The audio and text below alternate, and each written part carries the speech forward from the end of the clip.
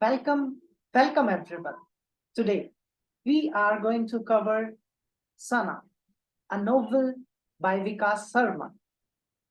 This is one of the recently published novel by Vikas Sharma, and today we will cover not its review but a general criticism of it. Instead of covering whole of the novel, we will talk about its particular theme, especially adultery. Through this adultery, we come to know the tradition of adultery in India, especially its classical works, smritis, and other things. Apart, we will also compare this novel and theme of adultery with several other novels of international level, and on the ground of that, we will cover a conclusion that will try to establish most of the content that we are covering with. So instead of wasting much of our time, let's jump directly to the novel through a PPT, and here it is. Adultery. Adultery in Sana. And this theme is prepared by me, Kashyap Deepak, Assistant Professor, Mahatma Gandhi Central University.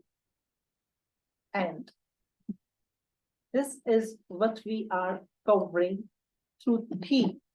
If we look at what we describe, adultery, it is not easy to define what is adultery. So if we go by the modern literature, then it has several meanings. To catch the exact meaning, we have to move to our classical literature, especially in case of India, we are living the literature of the world. This, you can say, is a kind of limitation of this article, but whatever is adultery in international literature can also be defined well through Indian literature. So we will emphasize most on the Narad Smriti and then other things also. If we go to Narad Smriti, that is between page 178 to 183, that gives a detailed description of adultery, and said this description is not from one book but from different 9 classical Indian books. If we get the names, then it is from Manu Smriti, Vishnu Purana, Yagnavakya Smriti, Vivadang Mani Smriti, Gotama Dharma Sastra, Buddhayana Dharma Sastra, Apastamba Dharma Sastra, Vasista Samhita, and Nepalese MS manuscript. In this way, these are total 10 books. Through these 10 books, we will try to understand the definition of adultery, and then we adopt this adultery in Sana, that Narad Smriti. Narad Smriti defines to meet with another man's wife in an unreasonable hour or place and to sit, converse, or dally with her. These are the 3 grades of adultery.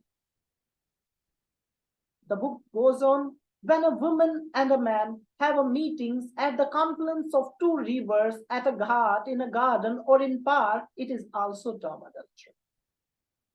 By the employment of go-between, dispatch of letters, and other criminal proceeding of various kinds, adultery may be found out by the noise.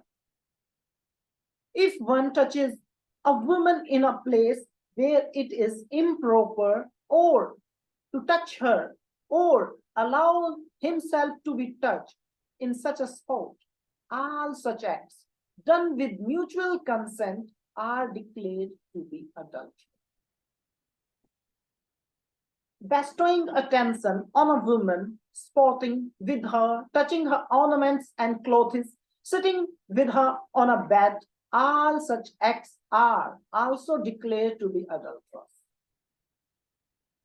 If a man seizes women by her hand, by a braid of hair, or by the border of her gown, or if he calls out, stop, stop, all such acts are also declared to be adulterous.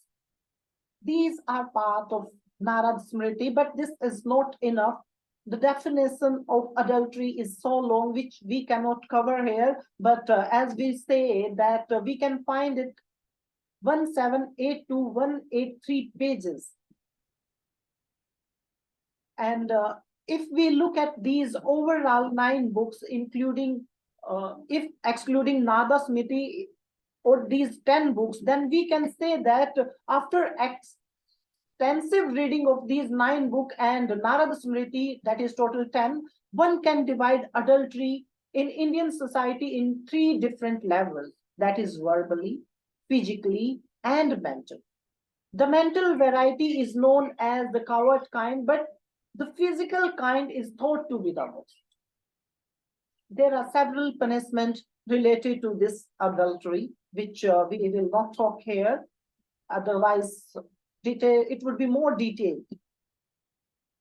But after Narada Smriti, if we jump to Vishnu Purana, then it says the man should not even act impolitely towards another's wife, much less think impolitely about her. According to the passage, adulterers will suffer both now and in the hereafter, having their lives cut short while they are still living and entering the regions of suffering after that. Manusmriti emphasizes that a virtuous woman is one who has control over thoughts, words, and deeds. And the quote from Manusmriti says, if a man converse with the wife of another at a sacred ford, in a wild tract, in a forest, or at the confluence of river, he is guilty of adultery. Doing favors, dallying, touching the ornaments or cloth, and sitting together on a bed. All this tradition tells us constitutes adultery. When a man touches a woman at inappropriate place or permits her to touch him, all such acts done with mutual consent, tradition tells us constitute adultery. So these are the some quotations that we have from Manusmriti, Vishnu Purana, Narada Smriti, and others. This concept of adultery, as mentioned in the above books, is a thing of past, and such can be seen in extensive modern literature. Adultery, also known as Sangraha in the Dharma Shastra, was prohibited in the older society. However, the very term became the most important ingredient for the success of novel in the world literature, including India.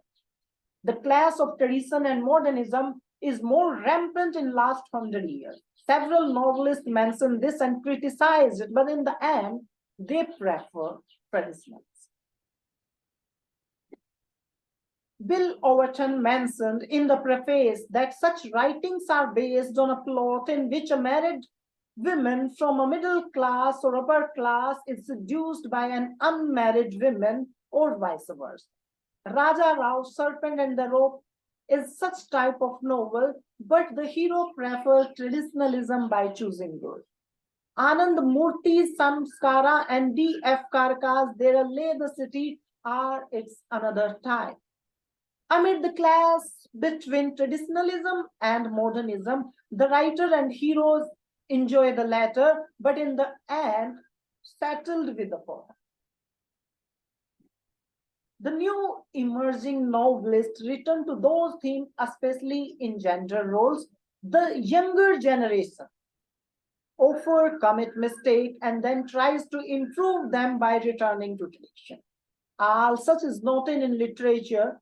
Julian Barnes nicely noted in Booker Prize-winning novel The Sense of an Ending, and the quote is, the things literature was all about: love, sex, morality, friendship, happiness, suffering, betrayal, adultery, good and evil, heroes and villains, goods and innocence, ambition, power, justice, revolution, war, fathers and sons, mothers and daughters, individuals against society, success and failure, murder, suicide, death, and hope. Among this, we also have adultery. If we look at overall theme, one of such emerging novelists is Vikas Sharma, who is currently serving as a professor at CCS Meerut University. His recently published novels speak about the attractive young girl Sana whose modern love affair lead to pregnancy and then the birth of baby. The author uses the word adultery on the back cover of the page. With this word, our attention surely goes to the novel Nathil Hawthorne, Scarlet Letter, Gaudeamus Passant, Bellamy, Oscar Wilde's Picture of Dorian Gray, Thomas Hardy, Tests of the D'Urbervilles, and different novels. Sarma, like the above novels, too emphasizes the same theme attached to pregnancy. John Opdyke nicely said, the first breath of adultery is the freest, after it constrains aping marriage development. The problems for pregnant girls are more in the traditional world as seen, such theme in Vijay Tendulkar's Silence the Courtesan Session. Unlike Tendulkar, Sarma insert positivity. Instead of killing the child in womb, Sana gave birth to the child. Here his decision of making Sana powerful can be compared with the nameless author, narrator of Heat and Dust. In this Booker Prize winning novel, some 50 years ago, the narrator's grandmother aborted a child, but the nameless narrator gives birth to the child. Like the nameless narrator, Sana is modern and prefers motherly love over modernism. The story of Sana starts with chapter 2, where Bridgeworth is married to Sana in Gurgaon, but is childless 10 years after they met. Lonely Sana in a big house felt attracted towards Revati Prasad. As Viswamitra attracted towards Menka, Prasad attracted towards Sana, and thus started Sana's pleasure, which in literature and theology is called adultery. Sana highlights this. Promise me, Panditji, you will ever take care of my beauty, youth, passion, and obsession. Poor, rejected woman as I am, I don't want to lead the life of a sannyas. Loneliness, desperateness, and frustration soon lead a woman into dementia. But love and romance keep her gay and cheerful. Now all depends upon you. Whenever you accept your Brisbala to be your gopi or sannyasi, and she sobbed and sobbed. The affair ultimate conclusion of which was physical pleasure continues and culminated in the pregnancy of Sana. In between this pregnancy, one thing is clear, Revati Prasad who was married. Thus, either Sana or Prasad both favored extramarital affair which traditionally can be called adultery. Humans are humans who have a desire for sex, and same applies to the novels of Sarma, like love is not times few. In both novels, the characters want to quench their bodily thirst with physical union. In this novel, too, the heroine Richa prefers body over mind while attracting a young student, Abhilash. Like Richa, Sana too was married, but she was attracted towards a married man. However, the ultimate conclusion of both was bodily pleasure. If we look at the structure of the novel, Sarma's novel is a blend of history and romance. Its more power is its intricate structure. The novel opens on day 25th of October 2021 and it makes it like a diary novel. However, it is not. The first chapter is more interesting as it opens with alphabet A, such is followed by the letters of English till the last alphabet Z. In between A to Z, novel speaks volume of English writers, Francis Bacon, Charles Lamb, Gores, Chitragupta, as well as politicians, Gandhi, Nathuram Godse, Abraham Lincoln, Indira Gandhi, General Nayar, Zulfikar Ali Bhutto, Joan of Arc, and philosopher Lucretius, Socrates, and Indian king Dhritarashtra, Duryodhana, Ramana, and others. So most of the history is covered in its structure, especially in chapter 1. And if we follow this structure again, apart from the structure, novel has its setting in Faridabad. one of the most advanced modern city adjacent to Delhi and national capital of India. Most of the character of the novel are not only living in the city but also working people who belong to upper middle class. With the advancement of Faridabad, the city is breaking the conventional rule of society and adultery is expected to pretend themselves as modern. It becomes common for educated people living in the city to have extramarital affair. However, if one look at such relationship through the lens of Dharma Shastra, these can be termed adultery. However, for the modern generation, it is part of their freedom. So there is a line between freedom and enjoyment. But such is more prevalent in modern women character. The female characters of Sarma's novel are rich, strong, and modern, are living in well-established home of modern cities. Many of them are working women like Sana, and some are widows like Asa Apurva of Sana, Richa Pandit of Love is Not Times Full, or Svidha in Ashes and Fire, and other independent women like Richa Pandit of Love is Not Times Full. Most of them, not all, are married to rich businessmen or have a rich background. On the ground of their education, like Suvidha of Ashes and Fire was a PhD, Apurva of Sana was a PhD, and strong family background. Sana was given a car by her parents, Asa, Apurva, and Naveen decided to a Europe. It was easy for them to engage in adultery or remarriage or extramarital. Despite it, no one can say that these women were not strong. In fact, they are taking forward the leap of freedom and modernity with them. However, most of them return to the traditional ways. Thus, it is not hard to say, despite being highly modern and educated, the women protagonist of Sarma seeks refuge in the blanket of traditional norms. Perhaps due to this distinction, they are semi modern. It is the quality that put them in the role of protagonist and not heroine. If we overall conclude this, then adultery in other literature was considered a sin, and there were rigorous punishment for the crime. The crimes of past are just a concept of bygone era having no relevance in today's time. For modern generation, it is a fashion, especially in upper class educated with modern education system are living in lavish life in modern city. Such is a theme on which most of Sarma's novel revolves. It is just one way of looking at term adultery. There is another school of thought, and for them, for example, H.L. And adultery is the application of democracy of love. This democracy of love is well depicted by love between Sana and Revati.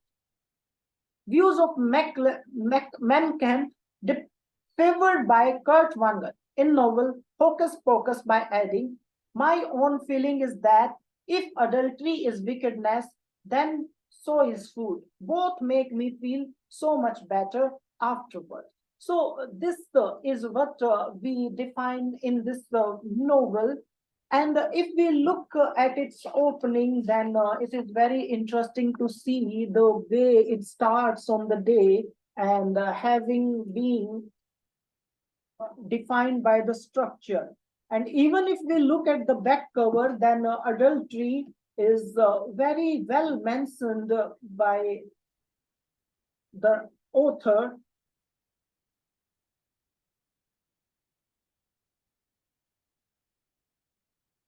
Despite it, we can say that the characters choose their life by their own and they have no guilt regarding it. So this adultery is here, as we can see here.